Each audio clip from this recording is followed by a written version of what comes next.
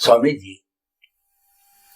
देखिए कि हम संसार में रहते हुए भी हमको जो है संसार की अनुभूति न हो, remain in the world as a lotus remains in the mud, जग माही ऐसो रो अंबुज सरमाई रहे, नीर के आश्रय पर जल चुवत नाई। विदय की साधना जो राजा जनक ने की थी, और आपका सनातन सत्य ये साधना करवा सकता है। लेकिन प्रश्न ये है कि हमारे भीतर भी दो तरह की चीजें चलती है।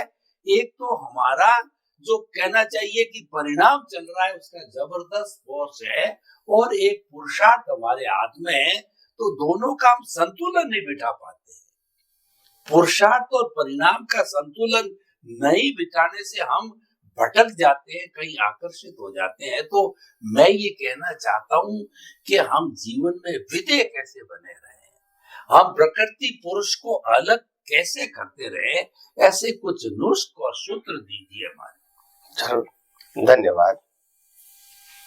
देखो, सिंपल बात यह है कि आपको मुक्त कैसे होना है, मुक्तता की अनुभूति कैसे करना है, ये जीवन के साथ, मन वचन काया की अवस्थाओं के साथ, सांसारिक अवस्थाओं के साथ, तो इसमें बिल्कुल साफ है, जन्म, जीवन और मृत्यु और जीवन की सभी अवस्थाएं, ये सब तो प्रकृति का है। जन्म भी प्रकृति का है, जीवन भी प्रकृति का है, मृत्यु भी प्रकृति की है, अवस्थाएं भी प्रकृति की है। हम इसको मेरा क्यों मानते हैं? यही तो कमजोरी है। मेरे साथ होना और मेरा मानना, उसमें बहुत अंतर है। हम महल के बगल में रहते और हमारा महल है, ये दोनों में अंतर है। तो कहने का मतलब, हम शरीर के साथ रहते, हम शरीर नहीं है, और शरीर से जुड़ी हुई अवस्थाएं भी नहीं है, ये समझना पड़ेगा। क्योंकि शरीर और शरीर की अवस्थाएं और संजोग, ये सब कुदरती रचना है। तो कुदरती रचना में हम क्या कर सकते हैं?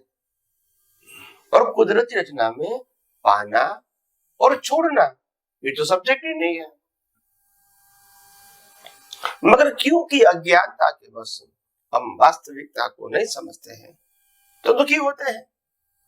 इसीलिए ज्ञानी भगवान फरमाते हैं कि आपको समझना पड़ेगा आप कौन है और आप कौन नहीं है। पहले ये समझो, हु आई एम नॉट।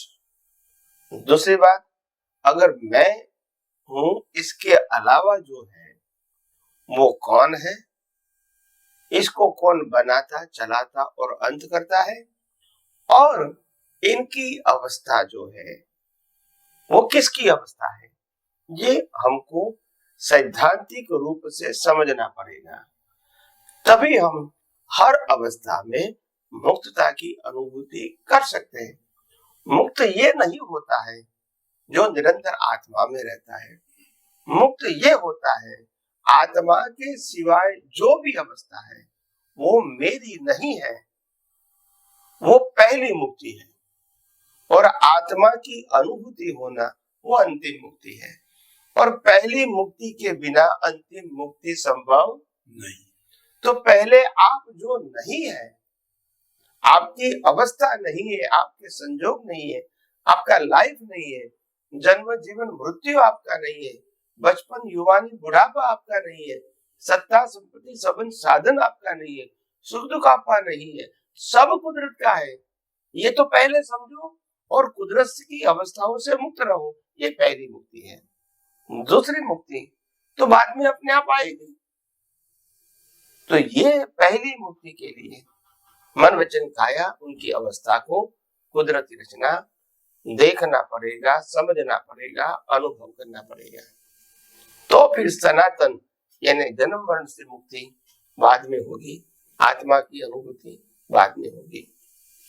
इसीलिए आइए हम सब आगे जाके आध्यात्म के विज्ञान के बारे में और ज्यादा समझने की कोशिश करेंगे